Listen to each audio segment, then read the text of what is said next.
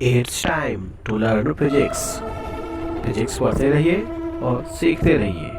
और हाँ, घर बैठे फिजिक्स सीखना है तो हमारे चैनल को सब्सक्राइब जरूर कीजिएगा। Welcome back in the next lecture of electrostatics. Today we will discuss about the electrostatics के नेक्स्ट टॉपिक हम लोग बात करेंगे किस पर, इलेक्ट्रिक डाइपोल पर बात करेंगे। ठीक है, समझिएगा ये डाइपोल चैप्टर जो है वो हमारे board exam and as well as NEET and JEE Mains इन सभी एग्जामों के लिए क्या है, काफ़ी इंपॉर्टेंट टॉपिक है। आजकल जितने भी क्वेश्चंस बन रहे हैं या बात की जाए बोर्ड एग्जाम के डेरिवेशन में, तो आजकल इलेक्ट्रिक डाइपोल से बहुत सारे क्वेश्चन हमारे एग्जाम में आते हैं।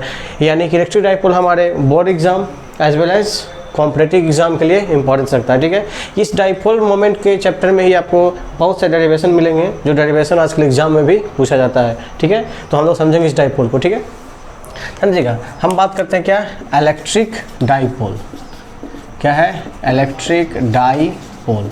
तो गौर कीजिएगा, इलेक्ट्रिक तो समझ रहे हैं यहाँ किससे बना हुआ है, हमारा चार्ज। किससे बना हुआ है, चार्ज से। अब बात करते हैं डाइपोल। ध्यान इस वर्ड में ही छुपा हुआ है, डाई मतलब टू और पोल।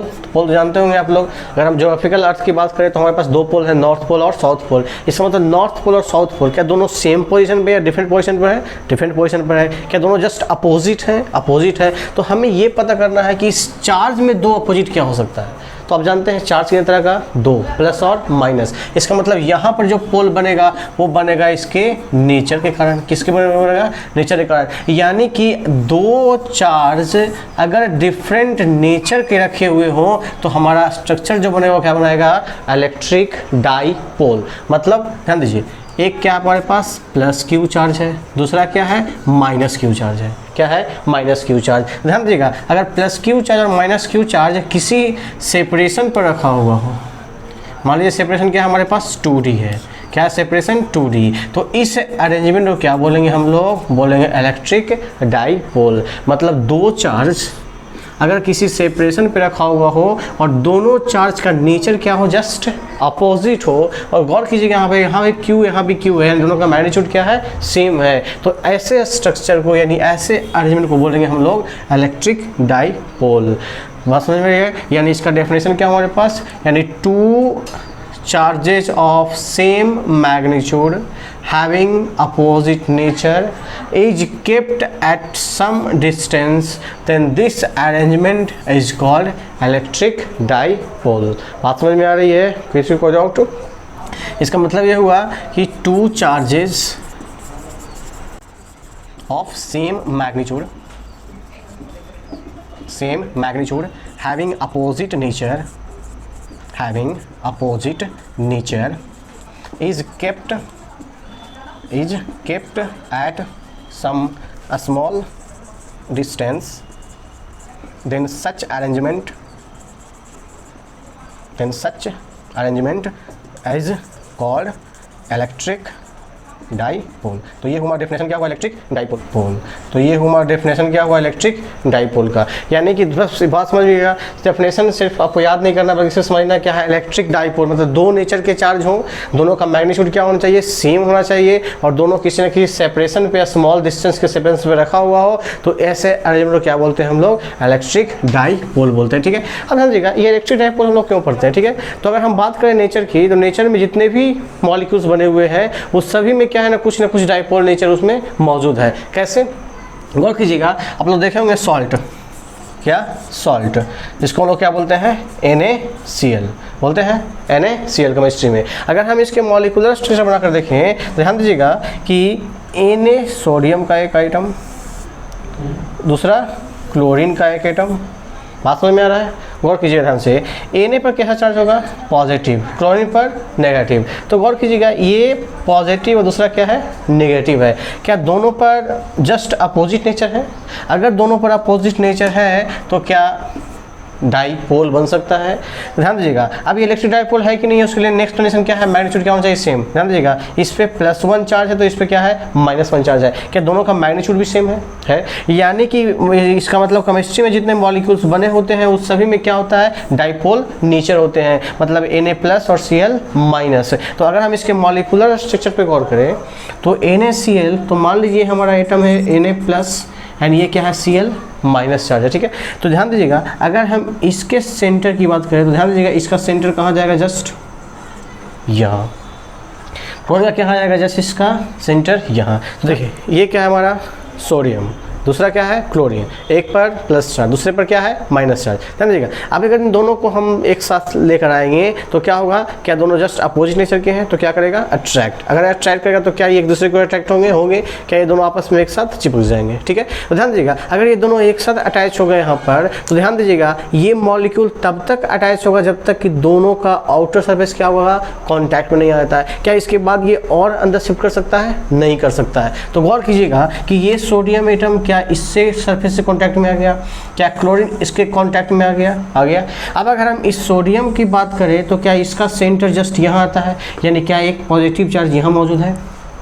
अगर हम क्लोरीन की बात करें तो क्लोरीन का सेंटर कहाँ मौजूद है, जस्ट इस पॉइंट में मौजूद है, तो क्या नेगेटिव चार्ज यहाँ मौजूद है। तो गौर कीजिएगा, अगर एक प्लस दूसरा क्या है माइनस चार्ज, क्या दोनों किसी न किसी सेपरेशन पर रखा हुआ है। मान लीजिए सरफेस कितना है 2D है, इसका मतलब NaCl कैसा अरेंजमेंट शो कर रहा है, आपका इलेक्ट्रिक डाइपोल। इसीलिए हम लोग क्या पढ़ते हैं फिजिक्स में कि इलेक्ट्रिक डाइपोल क्या होता है, क्योंकि केमिस्ट्री में जितने भी एटम जितने भी मॉलिक्यूल्स बने हुए हैं वो 2, 3, 4 जिससे मिलकर बने हुए हैं कि नहीं। तो इस तरह से क्या होता है, सभी क्या शो करते हैं, इलेक्ट्रिक डाइपोल नेचर शो करते हैं। बात समझ में आ रहा है। अब गौर कीजिएगा, यहाँ पर देखें ध्यान से कि अगर ये सोडियम एटम ये क्लोरीन एटम आपस में अटैच हुए तो इसका सेंटर दोनों का यहाँ था, यानी ये नेचर कैसा शो किया, डाइपोल नेचर शो किया, ठीक है। तो अब हम केमिस्ट्री की अगर बात करें, हम इसमें और थोड़ा सा आगे बढ़ें तो इस केमिस्ट्री में हमारे पास जितने भी एटम होते हैं वो 2 तरह के होते हैं। कितने तरह के, 2 तरह के होते हैं। एक होते हैं पोलर एंड दूसरे क्या होते हैं, नॉन पोलर। क्या होता है, पोलर और नॉन पोलर। अब समझिए पोलर और नॉन पोलर क्या होता है, तो गौर कीजिएगा ध्यान से। हम बात किए अभी क्या, NaCl की बात की, ठीक है। अब हम बात करते हैं एक दूसरा एग्जांपल लेते हैं CO2। क्या एग्जांपल लेते हैं हम लोग, CO2 का एग्जांपल लेते हैं, ठीक है।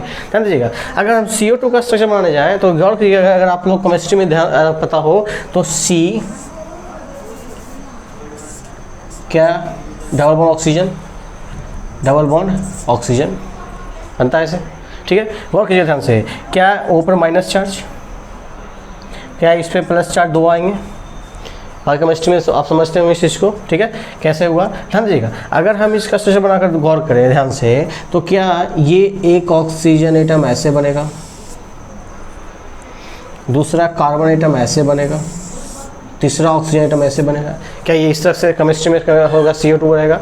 गौर कीजिएगा, अगर हम इसके ऑक्सीजन की बात करें तो ये ऑक्सीजन की जगह पर यहाँ पे क्या माइनस चार्ज आएंगे, क्या इस ऑक्सीजन पे माइनस चार्ज होगा, और कार्बन पे क्या हो जाएगा प्लस चार्ज। कितने प्लस, 2 या 1, तो 2 प्लस, ठीक है, 2 प्लस चार्ज, ठीक है। ध्यान दीजिएगा, अगर हम डाइपोल की बात करें तो अगर ये 2 प्लस है तो क्या इसको 1 प्लस और 1 प्लस में डिवाइड कर सकते हैं। ध्यान दीजिएगा, क्या ये प्लस और ये माइनस गौर करते हैं हम लोग ध्यान से, तो ये 2 माइनस और 2 प्लस है।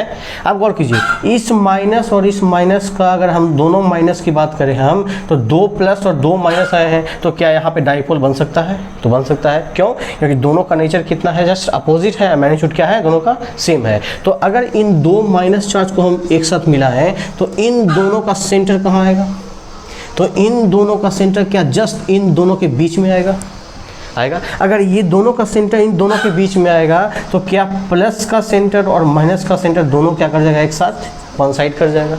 तो अगर दोनों सेंटर एक जगह कॉन्साइड कर जाएगा तो गौर कीजिएगा यहाँ ही क्या बनेगा 2 प्लस और यहाँ ही क्या बन जाएगा 2 माइनस। तो ध्यान दीजिएगा, 2 चार्ज मौजूद है, दोनों का नेचर भी क्या है, जस्ट अपोजिट है, पर क्या दोनों किसी डिस्टेंस पर सेपरेटेड है, तो नहीं है। दोनों कहाँ है, एक ही पॉइंट पे सेपरेट है। तो अगर एक ही पॉइंट पे सिचुएटेड है तो इन दोनों के बीच में कोई डिस्टेंस नहीं है, तो क्या ये इलेक्ट्रिक डाइपोल का फॉर्मेशन करेगा, नहीं करेगा। यानी इसका मतलब ये केमिस्ट्री में हमारे पास ऐसे एटम है जिनके 2 चार्ज के बीच में डिस्टेंस होता है, और कोई एटम ऐसे होते हैं जिन लोग दोनों के बीच में चार्ज का कोई सेपरेशन नहीं होता है। तो अगर सेपरेशन हो तो उसको हम लोग बोलते हैं पोलर।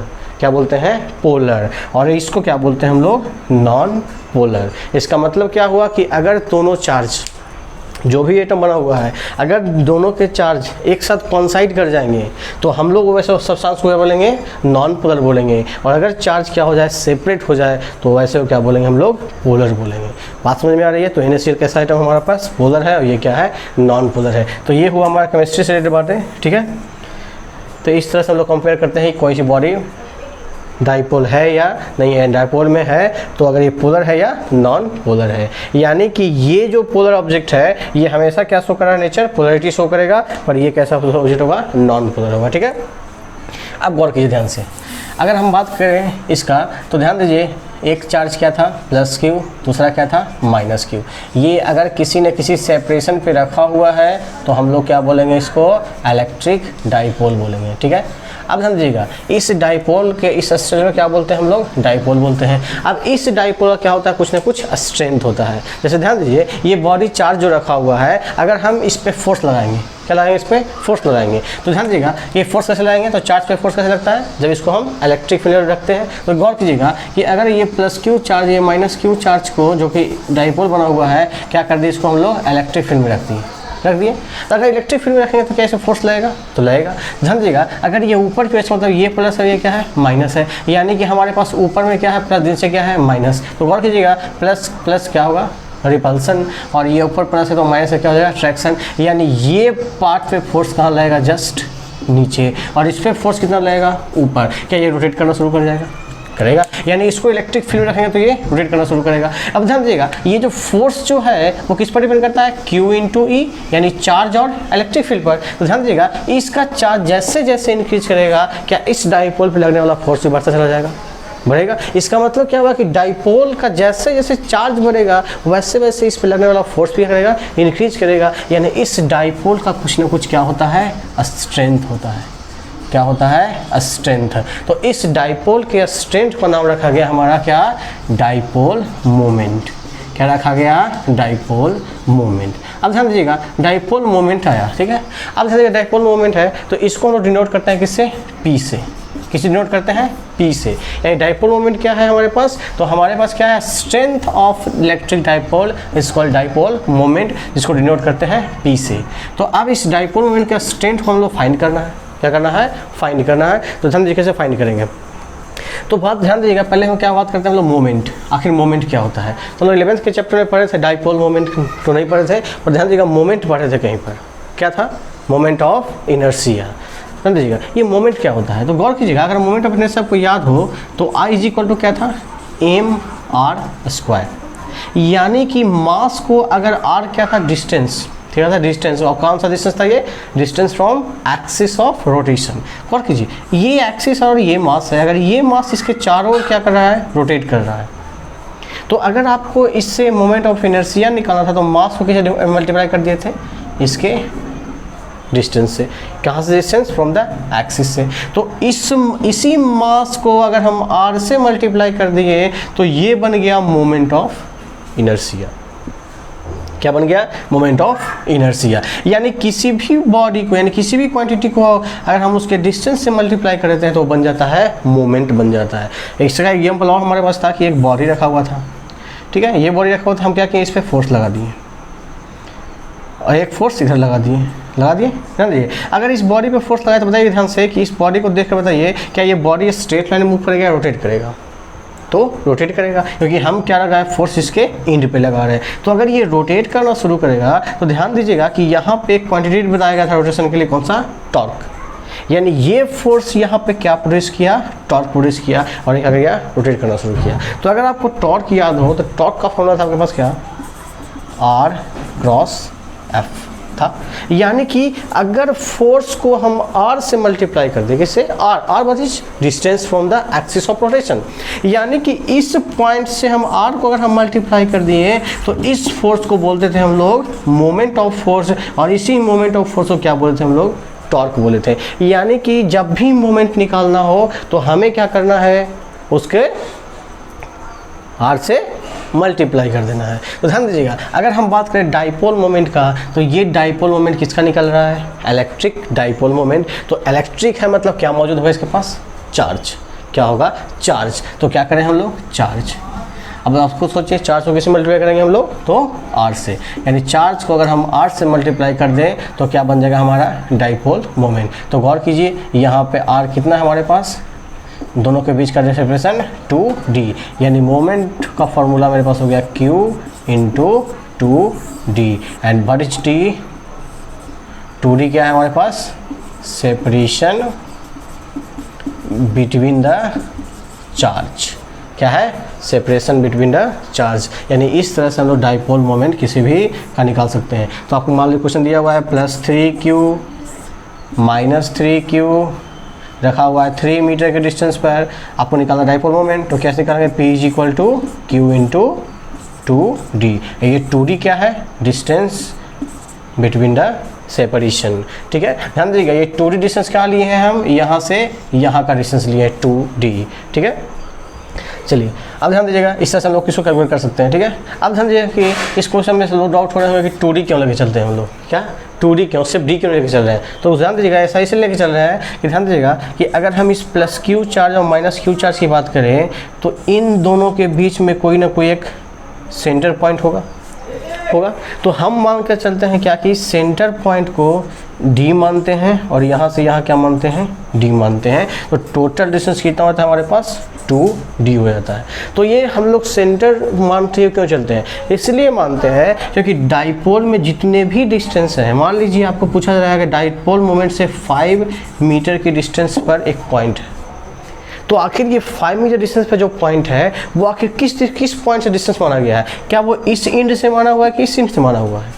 तो कहता क्या है कि डाइपोल मोमेंट से यानी डाइपोल से कभी भी डिस्टेंस मेजर करना हो तो आपको हमेशा और हमेशा सेंटर से ही मेजर करना है। और अगर वो बात करें तो अगर ये 5 मीटर दिया हुआ है, इसका मतलब हमारा डिस्टेंस इस सेंटर से इस पॉइंट का डिस्टेंस क्या है, 5 मीटर है, यानी distance is always measured from the centre of dipole. अगर आपके पास 5 मीटर दिया हुआ है तो इसका मतलब वो डिस्टेंस कहाँ से है, सेंटर ऑफ डाइपोल से दिया हुआ है। बात समझ में आ रही है, इसीलिए इस सेंटर से डिस्टेंस मेजर करते हैं, इसीलिए क्या करते हैं हम लोग, इसको D और इसको D ले चलते हैं। और अगर हम मान लीजिए D नहीं लेकर, अगर मान लीजिए D लेकर हम पूरा चलेंगे तो क्या होगा हमारे पास, ये हो जाएगा D/2 और ये हो गया D/2। तो हो सकता है कैलकुलेशन करने में जो भी हो हमारे पास टेंशन हो सकता है, जो भी गड़बड़ हो सकता है, तो इसीलिए हम लोग क्या करते हैं, इसको D मानते हैं, इसको D मानते हैं, टोटल क्या मान लेते हैं हम लोग, 2D मान लेते हैं। तो इसके पीछे कोई लॉजिक नहीं है, बस सीधी सी बात है, कैलकुलेशन इजी करने के लिए क्या करते हैं हम लोग, 2D इसको मानकर चलते हैं, यानी हमारे मोमेंट का फॉर्मूला क्या होगा, P = Q इंटू 2D, ठीक है। अब समझिएगा ये डाइपोल मोमेंट जो है वो कैसा क्वांटिटी है, वो वेक्टर क्वांटिटी माना जाता है। कैसा माना जाता है, वो वेक्टर क्वांटिटी माना जाता है। और अगर ये वेक्टर क्वांटिटी इसको माना जाता है तो क्या होगा, इसके पास मैग्नीट्यूड के साथ साथ क्या होगा, डायरेक्शन होगा। तो इस डाइपोल मोमेंट का जो डायरेक्शन होता है वो होता है फ्रॉम नेगेटिव टू पॉजिटिव। मतलब ये हुआ कि इसका डायरेक्शन जो होता है वो हमेशा नेगेटिव से पॉजिटिव की होता है। जैसे फॉर एग्जांपल अगर ये +3Q और -3Q रखा हुआ है, आपसे पूछा जाए कि इस डाइपोल का डायरेक्शन क्या होगा, तो क्या होगा इसका डायरेक्शन, तो ये होगा डायरेक्शन ऑफ डाइपोल मोमेंट। अगर ये वेक्टर क्वांटिटी क्या लगा देंगे, इसको हम एरो लगा देंगे। बात समझ में आ गई, कोई दिक्कत नहीं, ध्यान दीजिएगा। तो ये था हमारा इलेक्ट्रिक डाइपोल का बेसिक नॉलेज। यानी what is electric dipole, when 2 charges separated at some distance then that arrangement is called electric dipole. बस उसमें कंडीशन क्या है कि दोनों नेचर क्या होना चाहिए, अपोजिट, दोनों का मैग्नीट्यूड क्या होना चाहिए, सेम, ठीक है। तो इसको बोलते हैं हम लोग इलेक्ट्रिक डाइपोल। अब ये हमारे केमिस्ट्री में बहुत सा इंपॉर्टेंस रखता है, डाइपोल मोमेंट रखता है। और इसी डाइपोल के चलते कोई भी बॉडी 2 तरह के होते हैं, एक पोलर होते हैं, दूसरे क्या होते हैं, नॉन पोलर होते हैं। तो अगर चार्ज किसी सेपरेशन पे हो तो हम लोग उसको बोलेंगे पोलर बॉडी, और अगर चार्ज दोनों क्या हो जाए, कॉन्साइड कर जाए, तो उसको हम लोग बोलेंगे नॉन पोलर बॉडी। बात समझ में आ रही है। अगर इसकी मैग्नीट्यूड की बात करें हम लोग तो डाइपोल मोमेंट के स्ट्रेंथ को क्या बोले हम लोग, डाइपोल मोमेंट। यानी डाइपोल के स्ट्रेंथ को बोलते हैं हम लोग डाइपोल मोमेंट, जिसको किससे डिनोट करते हैं हम लोग, P से। तो अगर हमको P का मैग्नीट्यूड निकालना हो तो ध्यान दीजिएगा, मोमेंट क्या है, मोमेंट। और मोमेंट मतलब ही क्या होता है, मल्टीप्लाई करना, किससे, डिस्टेंस से मल्टीप्लाई कर देना है। तो इस चार्ज में क्या किए हम लोग, डिस्टेंस से मल्टीप्लाई कर दिए, तो क्या बन गया हमारा डाइपोल मोमेंट। और फार्मूला P = Q × R।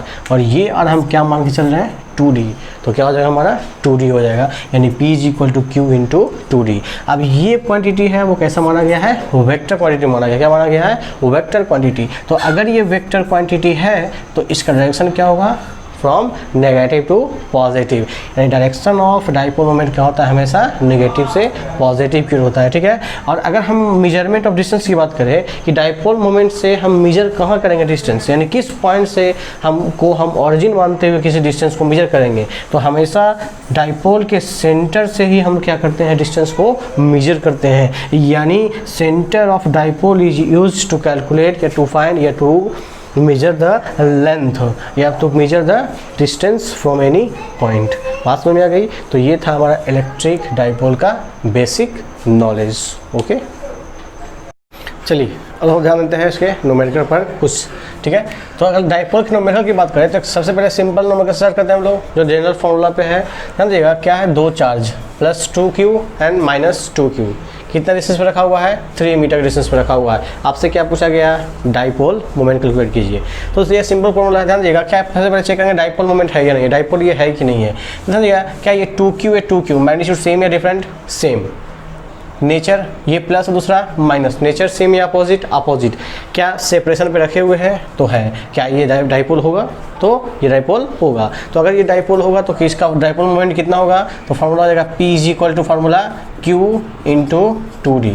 क्या था फार्मूला, Q इंटू 2D। अब चार्ज कितना हमारे पास, Q की जगह पर 2Q चार्ज है, क्या है 2Q है, ध्यान दीजिएगा। और ये कितना डिस्टेंस पे रखा हुआ है, 3 मीटर डिस्टेंस पे रखा हुआ है। तो चार्ज 2Q चार्ज है, ध्यान दीजिएगा चार्ज कितना, तो क्या मेरे पास कितना हो जाएगा आंसर, 6Q क्या हो जाएगा हमारे पास, डाइपोल मोमेंट हो जाएगा। बात समझ में आ रहा है।